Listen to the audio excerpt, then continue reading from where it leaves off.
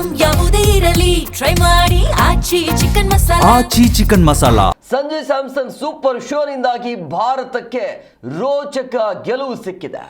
ಈಗ ಭಾರತ ಅಧಿಕೃತವಾಗಿ ಸೆಮಿಫೈನಲ್ಗೆ ಎಂಟ್ರಿ ಕೊಟ್ಟಿದೆ. ಸಂಜು ಸ್ಯಾಮ್ಸನ್ ಅವರ ಸೂಪರ್ ಶೋ ಇತ್ತು ನೆನೆ. ಈಗ ಭಾರತ ಸೆಮಿಸ್ಗೆ ಎಂಟ್ರಿ ಕೊಟ್ಟಿರುವಂಥದ್ದು. ಈಡನ್ ಗಾರ್ಡನ್ಸ್ ಮೈದಾನದಲ್ಲಿ ಟೀಮ್ ಇಂಡಿಯಾದ ಅಬ್ಬರ ಜೋರಾಗಿತ್ತು.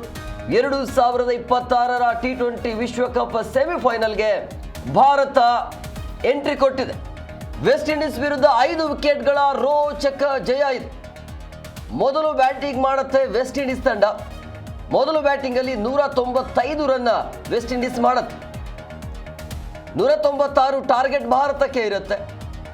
19.2 ಓವರ್ಗಳಲ್ಲಿ ಗುರಿ ಮುಟ್ಟಿರುವಂಥದ್ದು ಟೀಮ್ ಇಂಡಿಯಾ.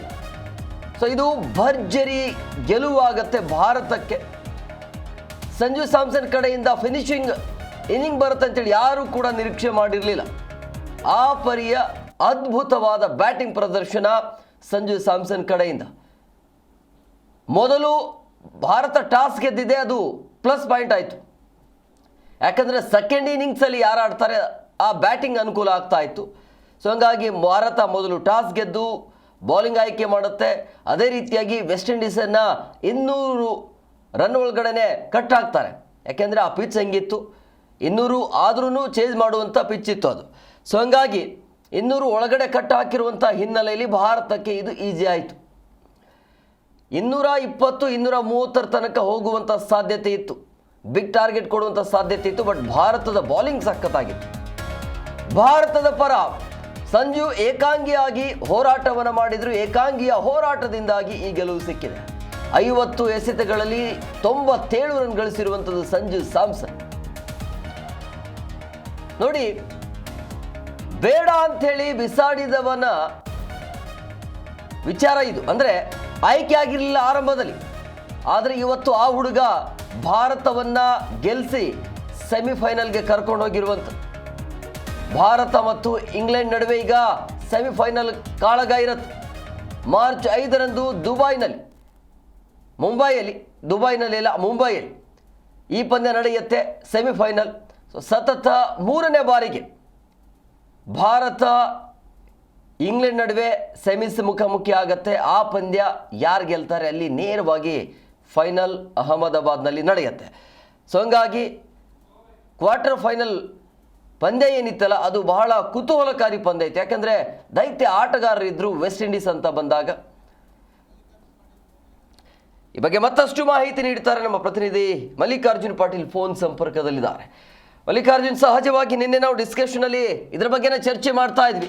ಭಾರತ ಗೆಲ್ಲಬೇಕು ಅಂದರೆ 200 ಒಳಗಡೆ ಕಟ್ ಆಗಬೇಕಾಗತ್ತೆ ಅಂತೇಳಿ. ಅದರ ಜೊತೆಗೆ ಪ್ರಮುಖವಾಗಿ ಭಾರತ ಟಾಸ್ ಗೆದ್ದಿದ್ದು ಇಲ್ಲಿ ಪ್ಲಸ್ ಪಾಯಿಂಟ್ ಆಯಿತು ಅಂತ ಅನ್ಸುತ್ತೆ. ಆದರೆ ಏಕಾಂಗಿಯ ಹೋರಾಟ ಸಂಜು ಸ್ಯಾಮ್ಸನ್, ಶತಕ ಮಿಸ್ ಆಯಿತು. ಬಟ್ ಅವರ ಒಂದು ಭರ್ಜರಿ ಆಗಿರುವಂಥ ಒಂದು ಬ್ಯಾಟಿಂಗ್ ಪ್ರದರ್ಶನದಿಂದ ಭಾರತಕ್ಕೆ ಸೆಮಿ ಸಾಧಿ ಸುಲಭವಾಯಿತು. ಈಗ ಸೆಮಿಫೈನಲ್ಗೆ ಎಂಟ್ರಿ ಕೊಟ್ಟಿದೆ. ನಿನ್ನೆಯ ಪಂದ್ಯ ಓವರಾಲ್ ಹೇಗಿತ್ತು? ಎಸ್ ಹೇಮಕುಮಾರ್, ಒಂದ್ ಲೆಕ್ಕಾಚಾರದಲ್ಲಿ ನಿನ್ನೆ ಭಾರಿ ರೋಚಕವಾದಂತ ಮ್ಯಾಚ್ ನಡೆಯುತ್ತೆ ಅಂತ ಎಲ್ಲರೂ ಕೂಡ ಊಹೆ ಮಾಡ್ಕೊಂಡಿದ್ರು. ಅದೇ ಪ್ರಕಾರವಾಗಿ ಒನ್ ಸೈಡ್ ಮ್ಯಾಚ್ ಅಂತೂ ಖಂಡಿತವಾಗ್ಲೂ ಆಗ್ಲಿಲ್ಲ. ವೆಸ್ಟ್ ಇಂಡೀಸ್ ಕೂಡ ಒಂದು ಅದ್ಭುತವಾದಂತ ಇನ್ನಿಂಗ್ಸ್ ಅನ್ನ ಆಡಿತು. 195 ರನ್ಗಳ ಒಂದು ಬೃಹತ್ ಮೊತ್ತವನ್ನ ಪೇರಿಸಿತ್ತು. ಬಟ್ ಇದುವರೆಗೂ ಕೂಡ ನಾವು 170+ ರನ್ ಚೇಸ್ ಮಾಡೇ ಇರ್ಲಿಲ್ಲ. ಒಂದೇ ಒಂದ್ ಬಾರಿ ಆ ಒಂದು ಚೇಸಿಂಗ್ ಮಾಡಿದ್ವಿ. 195 ಚೇಸ್ ಮಾಡ್ತಾರೆ ಅಂತ ಹೇಳಿ ಯಾರು ಕೂಡ ಅನ್ಕೊಂಡಿರ್ಲಿಲ್ಲ. ಬಟ್ ಭಾರತ ನೆಲದಲ್ಲೇ ಆಡ್ತಾ ಇರೋದ್ರಿಂದ ಅದೊಂದು ಅಡ್ವಾಂಟೇಜ್ ಇತ್ತು. ಮತ್ತೆ ಡ್ಯೂ ಕೂಡ ಸಾಕಷ್ಟು ಬಿದ್ದಿತ್ತು ಈಡನ್ ಗಾರ್ಡನ್ ಪಿಚ್ನಲ್ಲಿ. ಇದೇ ಕಾರಣಕ್ಕಾಗಿ ಚೇಸ್ ಆಗತ್ತೆ, ಆರಂಭಿಕ ಜೋಡಿ ಒಂದು ಅದ್ಭುತವಾದಂತ ಇನ್ನಿಂಗ್ಸ್ ಆಡುತ್ತೆ ಅಂತ ನಾವು ಅನ್ಕೊಂಡಿದ್ವಿ. ಬಟ್ ಒಳ್ಳೆ ಫಾರ್ಮ್ ನಲ್ಲಿ ಇದ್ದಂತಹ ಇಶಾಂತ್ ಕಿಶನ್ ಅದ್ರ ಜೊತೆಗೆ ಅಭಿಷೇಕ್ ಶರ್ಮಾ ಬೇಗನೆ ವಿಕೆಟ್ ಅನ್ನ ಕಳೆದುಕೊಳ್ತಾರೆ. ಶುರು ಆಗುತ್ತೆ, ಭಾರತ ಗೆಲ್ಲುತ್ತೋ ಇಲ್ವೋ ಅನ್ನುವಂತ ಒಂದು ಆತಂಕ ಕೂಡ ಶುರು ಆಗುತ್ತೆ. ಬಟ್ ಅಲ್ಲಿ ಯಾರಿಗೂ ಬೇಡವಾದಂತಹ ಒಬ್ಬ ಆಟಗಾರ, ಈ ಒಂದು ವಿಶ್ವಕಪ್ ನಲ್ಲಿ ಪದೇ ಪದೇ ವೈಫಲ್ಯವನ್ನ ಅನುಭವಿಸಿದಂತ ಆಟಗಾರ, ಈ ಒಂದು ವಿಶ್ವಕಪ್ಗಿಂತ ಮುಂಚೆ ಕೂಡ ಅನೇಕ ಸರಣಿಗಳಲ್ಲಿ ಅನೇಕ ಚಾನ್ಸ್ ಗಳನ್ನ ಕೊಟ್ಟರು ಕೂಡ ವೈಫಲ್ಯವನ್ನ ಅನುಭವಿಸಿದಂತ ಸಂಜು ಸ್ಯಾಮ್ಸನ್ ಅದ್ಭುತವಾದಂತಹ ಇನ್ನಿಂಗ್ಸ್ ಅನ್ನ ಆಡ್ತಾರೆ. ಏಕಾಂಗಿಯಾದಂತಹ ಹೋರಾಟ ಅನ್ಬೋದು. ಯಾರೂ ಕೂಡ ಭಾರತ ತಂಡದ ಪರವಾಗಿ ಯಾರೂ ಕೂಡ 30+ ರನ್ ಹೊಡೆದಿಲ್ಲ. ಆದ್ರೂ ಕೂಡ 195 ರನ್ಗಳ ಒಂದು ಟಾರ್ಗೆಟ್ ನ ರೀಚ್ ಮಾಡಿದ್ವಿ ಅಂದ್ರೆ ಅದಕ್ಕೆ ಏಕೈಕ ಕಾರಣ ಅಂದ್ರೆ ಸಂಜು ಸ್ಯಾಮ್ಸನ್ ಕೇವಲ 50 ಬಾಲ್ಗಳಲ್ಲಿ 97 ರನ್ಗಳು 12 ಬೌಂಡ್ರಿ, 4 ಭರ್ಜರಿ ಶತಕ. ಕೊನೆಯ ಬಾಲ್ ನಲ್ಲಿ ಬೌಂಡ್ರಿ ಹೊಡೆಯೋ ತನಕನೂ ಕೂಡ ಸಂಜು ಸ್ಯಾಮ್ಸನ್ ಕ್ರೀಸ್ ನಲ್ಲಿ ಇದ್ರು ಅನ್ನೋದು ಅದು ಕೂಡ ಅವರ ಒಂದು ಎಷ್ಟರ ಮಟ್ಟಿಗೆ ಹಸಿವಿತ್ತು ಮತ್ತೆ ಆ ಒಂದು ಇನ್ನಿಂಗ್ಸ್ ನ ಎಷ್ಟು ಇಂಪಾರ್ಟೆಂಟ್ ಅನ್ನೋದನ್ನ ತೋರಿಸ್ಕೊಟ್ರು. ಏನು ನಾವು ವಿಶ್ವಕಪ್ ನಲ್ಲಿ ಅಂದ್ರೆ ಮಹಿಳಾ ವಿಶ್ವಕಪ್ ನಲ್ಲಿ ಜಮೀಮಾ ಆಡಿದಂತಹ ಒಂದು ಇನ್ನಿಂಗ್ಸ್ ಖಂಡಿತವಾಗ್ಲೂ ನಿನ್ನೆ ನೆನಪಾಯ್ತು ನನಗೆ. ಅಂತಹ ಒಂದು ಇನ್ನಿಂಗ್ಸ್ ಸಂಜು ಸ್ಯಾಮ್ಸನ್ ಅವ್ರ ಕಡೆಯಿಂದ ಬಂತು. ವೃತ್ತಿ ಜೀವನದ ಅತ್ಯಂತ ಶ್ರೇಷ್ಠವಾದ ಇನ್ನಿಂಗ್ಸ್ ಅಂತ ಹೇಳ್ಬೋದು ಇದನ್ನ. ಅಂತಹ ಒಂದು ಇನ್ನಿಂಗ್ಸ್ ಅನ್ನ ನಿನ್ನೆ ಈಡನ್ ಗಾರ್ಡನ್ ಪಿಚ್ ನಲ್ಲಿ ಸಂಜು ಸ್ಯಾಮ್ಸನ್ ಆಡಿದ್ರು. ಅವರ ಒಂದು ಇನ್ನಿಂಗ್ಸ್ ನ ಆ ಒಂದು ಬ್ಯಾಟಿಂಗ್ ನೆರವಿನಿಂದನೇ ನಾವು ನಿನ್ನೆ ಗೆಲುವನ್ನ ಸಾಧಿಸೋದಕ್ಕೆ ಸಾಧ್ಯ ಆಯ್ತು ಅಂದ್ರೆ ಅದಕ್ಕೆ ತಪ್ಪಾಗೋದಿಲ್ಲ.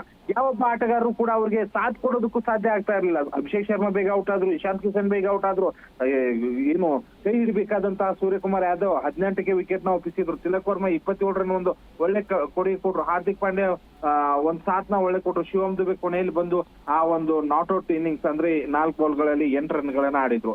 ಎಲ್ಲಿಯೂ ಕೂಡ ಭಾರತ ರನ್ ರೇಟ್ ನ ಕೆಳಗಡೆ ಬಿಡ್ಲೇ ಇಲ್ಲ. 10 ರನ್ ರೇಟ್ ನನ್ನ ಪೇರಿಸ್ತಾನೆ ಹೋಯ್ತು. ಕೊನೆಯವರೆಗೂ ಕೂಡ ಅದನ್ನೇ ಮೇಂಟೈನ್ ಮಾಡಿತು. ಆ ಒಂದು ಗೆಲುವಿಗೆ ಕಾರಣ ಆಗಿದ್ದೆ ಸಂಜು ಸ್ಯಾಮ್ಸನ್ ಬಿಟ್ರೆ ಯಾರು ಇಲ್ವೇ ಇಲ್ಲ. ಇಲ್ಲೋ ರನ್ಗಳು ಬರ್ಲಿಲ್ಲ ಅಥವಾ ವಿಕೆಟ್ ಗಳು ಹೋಗ್ತಾ ಇದೆ ಅಂದ್ರೆ ಇನ್ನೊಂದೆಡೆಗೆ ಸ್ಲೋ ಆಡೋದಕ್ಕೆ ಎಲ್ಲೂ ಕೂಡ ಪ್ರಯತ್ನ ಪಡ್ಲೇ ಇಲ್ಲ. ಯಾವುದೇ ಲೂಸ್ ಬಾಲ್ ಸಿಕ್ಕರು ಕೂಡ ಅದನ್ನ ಹೊಡೆದು ಬೌಂಡ್ರಿ ಗಡ್ತಾ ಇದ್ರು. ಎಲ್ಲೂ ಕೂಡ ರನ್ ರೇಟ್ ಡ್ರಾಪ್ ಆಗದಂಗೆ ಮಾಡ್ತಾ ಇದ್ರು. ಕೊನೆಯಲ್ಲಿ ಒಂದ್ ಸ್ವಲ್ಪ ಆತಂಕ ಬಂತು, ಬಟ್ ಅದನ್ನು ಕೂಡ ನಿಭಾಯಿಸಿ ಬೌಂಡ್ರಿ ಸಿಕ್ಸರ್ ಗಳ ಮೂಲಕ ಒಂದು ಭರ್ಜರಿ ಆದಂತಹ ಗೆಲುವನ್ನ ಭಾರತಕ್ಕೆ ತಂದುಕೊಟ್ರು. ಈ ಮೂಲಕ ಭಾರತ ಈಗ ಸೆಮೀಸ್ಗೆ ಎಂಟ್ರಿ ಕೊಟ್ಟಿದೆ. ಈಗ ಮತ್ತೆ ಭಾರತ ಇಂಗ್ಲೆಂಡ್ ಜೊತೆಗೆ ನೋಡಿ ಸತತ 3ನೇ ಬಾರಿಗೆ ಇಂಗ್ಲೆಂಡ್ ಜೊತೆಗೆ ನಾವು ಸೆಮೀಸ್ ನ ಆಡ್ತಾ ಇದ್ದೀವಿ. ಈ ಒಂದು ವಿಶ್ವಕಪ್ ನ ಗೆಲ್ಲುವ ಫೇವರೇಟ್ ತಂಡ ಅಂತ ಅನ್ಸ್ಕೊಂಡಿದೆ. ಯಾಕಂದ್ರೆ ಸೆಮಿಫೈನಲ್ ನಲ್ಲಿ ನಾವು ಇಂಗ್ಲೆಂಡ್ ಯಾವಾಗ ಕಳೆದ 2 ಸರಿ ಹೋಲಿಸ್ಕೊಂಡ್ರೆ ಒಂದ್ಸರಿ ಇಂಗ್ಲೆಂಡ್ ಸೆಮಿಫೈನಲ್ ನಲ್ಲಿ ನಮ್ಮ ವಿರುದ್ಧ ಗೆದ್ದಿದೆ, ನಾವು ಒಂದ್ಸರಿ ಅವ್ರ ಜೊತೆ ಗೆದ್ದಿದೀವಿ. ಯಾರು ನಮ್ ಜೊತೆ ಆಡಿದೀವೋ ನಾವು ಒಂದ್ಸರಿ ಇಂಗ್ಲೆಂಡ್ ಗೆದ್ದಿದೆ, ವಿಶ್ವಕಪ್ ನ ಇನ್ನೊಂದ್ಸರಿ ಭಾರತ ಗೆದ್ದಿದೆ. ಇದನ್ನು ಕೂಡ ಭಾರತ ವಿಶ್ವಕಪ್ ಗೆಲ್ಲೋದ್ರಲ್ಲಿ ಯಾವುದೇ ಡೌಟ್ ಇಲ್ಲ ಅಂತ ಅನ್ಸುತ್ತೆ ಇಲ್ಲಿ Hem Kumar. Okay, thank you Mallikarjun ನಿಮ್ಮೆಲ್ಲ ಡೀಟೇಲ್ಸ್ಗಾಗಿ.